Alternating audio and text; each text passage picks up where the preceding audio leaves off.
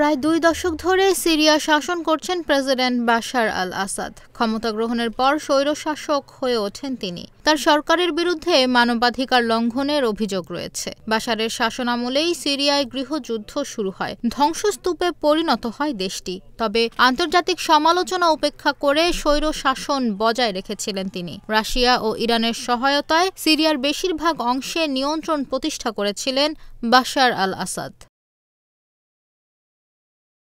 টানা ৫ দশকের বেশি সময় ধরে সিরিয়া শাসন করছে আল আসাদ পরিবার। ১৯৭১ থেকে ২০০০ সাল পর্যন্ত সিরিয়ার প্রেসিডেন্ট ছিলেন হাফিজ আল আসাদ। ২০০০ সালে তার মৃত্যু হলে সেই বছরই ১৭ জুলাই মাত্র ৩৪ বছর বয়সে ক্ষমতায় বসেন ছেলে বাশার আল আসাদ। এরপর টানা ২ যুগ ধরে প্রেসিডেন্ট পদে ছিলেন তিনি। বাশারের জন্ম ১৯৬৫ সালে দামেস্কে। শৈশবে দামেস্কে পড়াশোনা শুরু। হতে চেয়েছিলেন চিকিৎসক। প্রথমে দামেস্ক ইউনিভার্সিটি থেকে চক্ষু বিজ্ঞানে পড়েছেন। এরপর যুক্তরাজ্যের লন্ডনে চক্ষু বিজ্ঞানে উচ্চতর পড়াশোনা করেছিলেন। বড় ভাই বাসেদ আল আসাদের মৃত্যুর পর রাজনীতিতে প্রবেশ করেন বাশার। বাবার নির্দেশে দেশে ফেরার পর সিরিয়ায় সামরিক বিষয়ে পড়াশোনা শুরু করেন তিনি। পাশাপাশি রাজনৈতিক বিষয়গুলো রপ্ত করতে থাকেন। এজন্যই বলা হয়ে থাকে বাশারকে একজন শাসক হিসেবে গড়ে তুলেছিলেন তার বাবা হাফিজ আল আসাদ।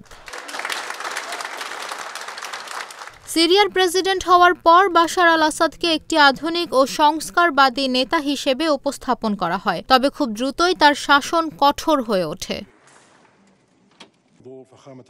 ২০১১ সালে সিরিয়ায় গণতন্ত্রের দাবিতে বিক্ষোভ শুরু হলে তা দ্রুত গৃহযুদ্ধে রূপ নেয়। সেই প্রতিবাদ দমাতে কঠোর হন বাশার। তার সরকারের বিরুদ্ধে মানবাধিকার লঙ্ঘন, রাসায়নিক অস্ত্র ব্যবহার ও যুদ্ধাপরাধের অভিযোগ ওঠে। তখন রাজপথে রক্ত ঝরার সাথে অশান্তি ও সংঘাত ছড়িয়ে পড়ে সিরিয়া জুড়ে। এরপর সিরিয়া সংকটে একে একে জড়িয়ে পড়ে আঞ্চলিক শক্তি থেকে বৈশ্বিক পরাশক্তিগুলো।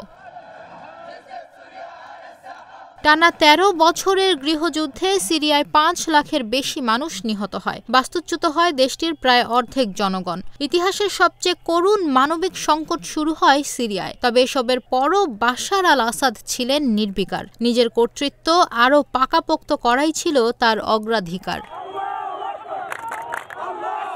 বাশার ক্ষমতায় এসে সরকারি প্রতিষ্ঠানগুলো পরিবর্তন আনেন। নিরাপত্তা সংস্থা ও সামরিক বাহিনীতে রদবদলের পাশাপাশি নিজের আস্থাভাজন ব্যক্তিদের গুরুত্বপূর্ণ সব পদে বসিয়ে প্রশাসনের লাগাম রাখেন নিজ হাতে।